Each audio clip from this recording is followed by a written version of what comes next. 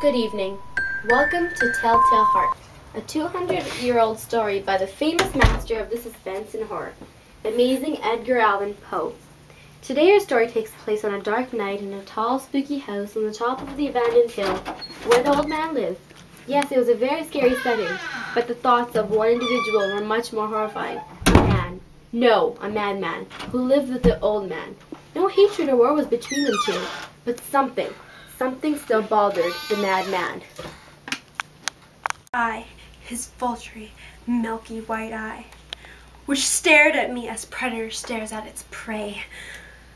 It burned through my skin and haunted my very dreams. No, it haunted me.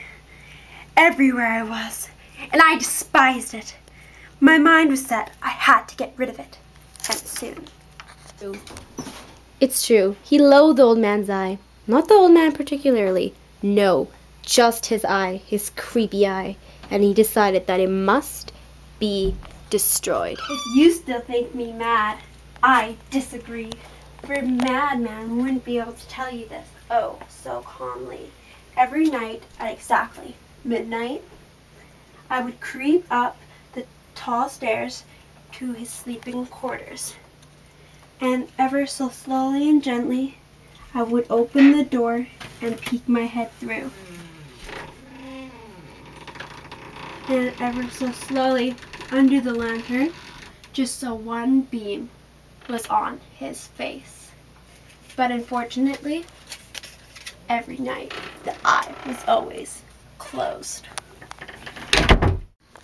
Every night for 7 nights, he did this routine.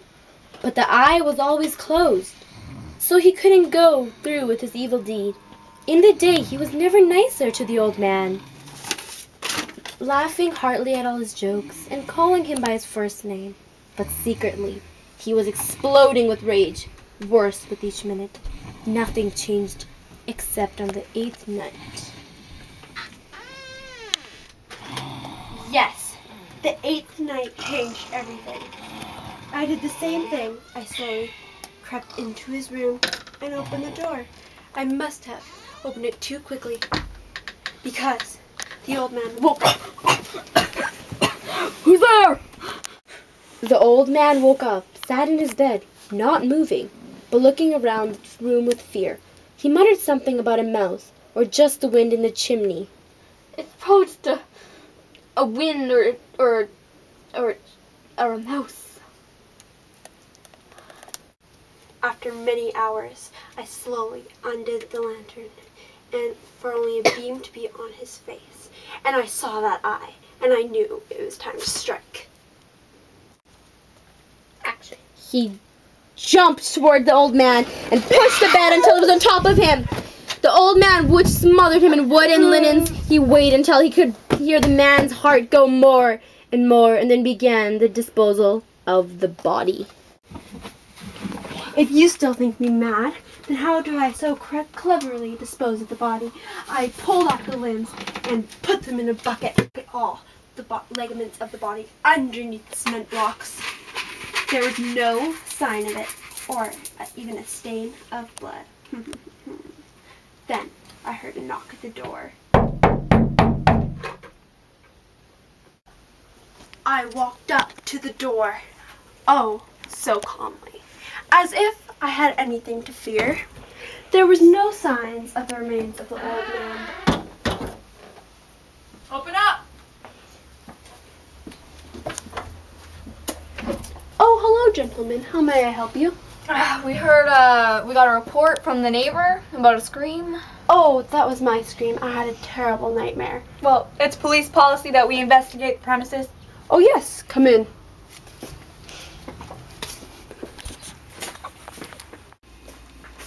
The 2 police investigators searched the area. So, Butler, where's the old man? Oh, he's out of town on a business trip for 2 weeks. His visit might be extended longer, but I'm not quite sure. Yeah. Oh, if you're done investigating, please come have a seat. The madman was so sure so positive that he would not be caught that he also took some chairs and sat on the floorboards where the corpse itself was buried. He gestured them to take a seat, and they did. Please, have a seat. They all started to chat. So, what's your guys' job going tonight? We've been having some nuisances around the Yale shop. Isn't that hilarious? Not really. So, Where's the man gone particularly? I'm actually quite not sure. Ah. His hand twitched, and his blood was boiling. The madman started to get impatient.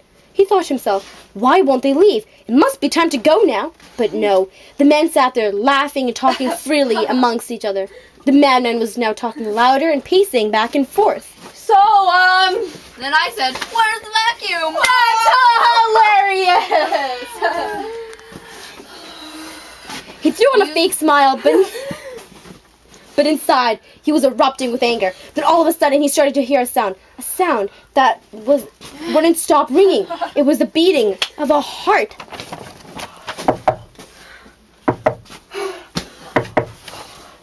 It was getting louder and louder and louder and wouldn't stop. It wouldn't stop ringing. How could these fools not hear them? That's a hilarious story! It wouldn't stop ringing. It would ring louder and louder and louder, and he couldn't stop. Heart kept going. He thought it would be his own, but then he thought, no, it was old man's. He was alive in the floorboards. And then he started to freak out, and then he yelled, I did it! I killed him! Get off! I'll show you the corpse! Stop! Did it! Here it is! and there lay the corpse of the old man and his beating heart. Both dead as ever.